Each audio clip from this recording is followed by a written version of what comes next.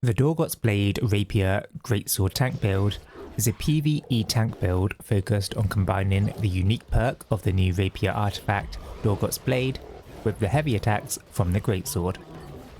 This allows you to output lots of damage over time through bleed and burning, helping you to maintain aggro, deal damage, and charge your heart rune.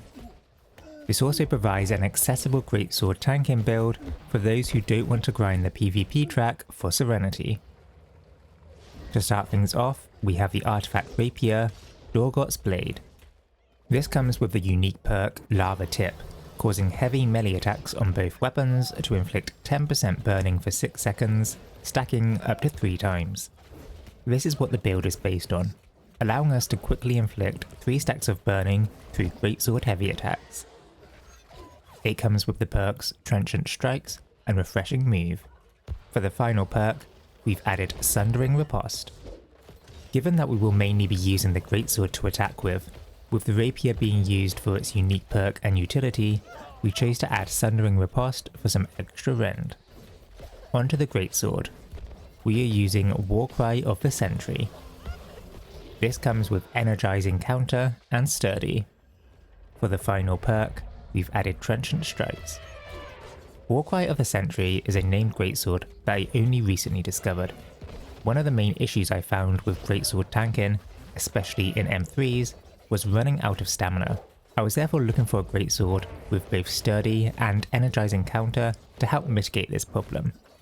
For the final perk, as we will mainly be heavy attacking, Trenchant Strikes gives us a massive boost to our damage. Onto our armour. We are in a heavy equip load. For our boots, we are using the artifact, the Unmoved.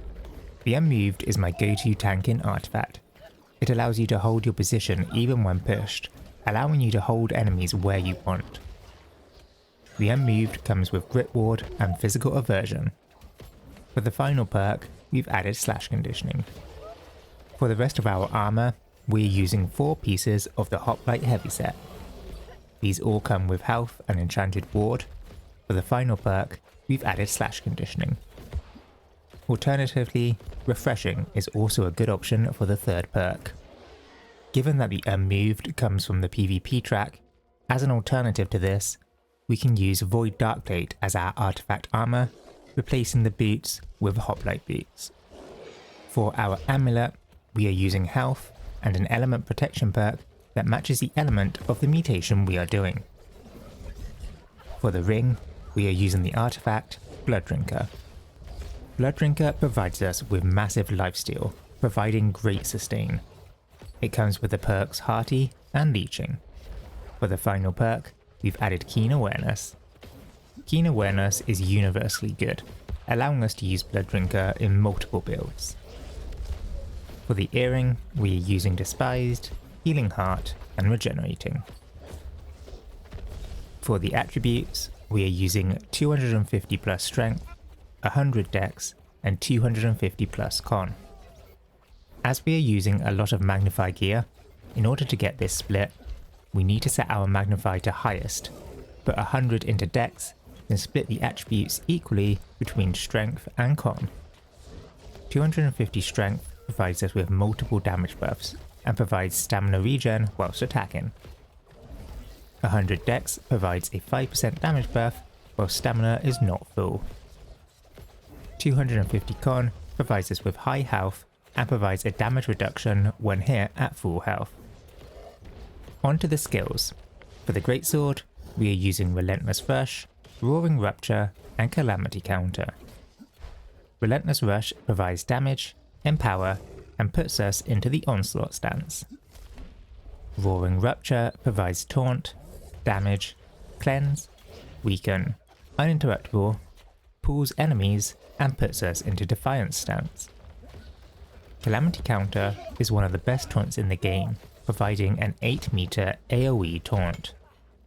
When activated, it blocks all attacks, causing damage and bleeding, and thanks to the perk on our Greatsword, provides 50 stamina. One of the main combos will be to use Relentless Rush to initiate and get into Onslaught stance, and then use Roaring Rupture to pull all enemies in, taunt, and enter Defiance stance. Once in Defiant stance, we can then just heavy attack, applying the burning from Dorgort's blade.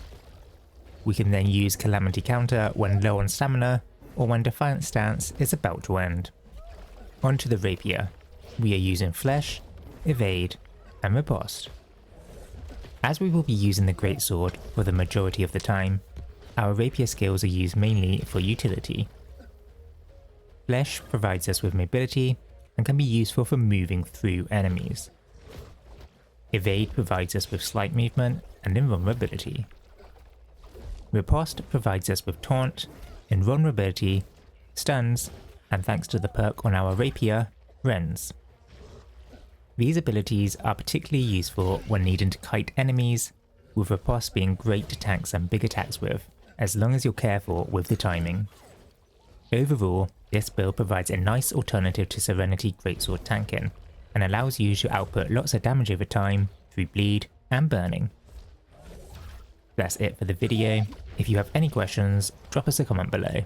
Thanks for watching.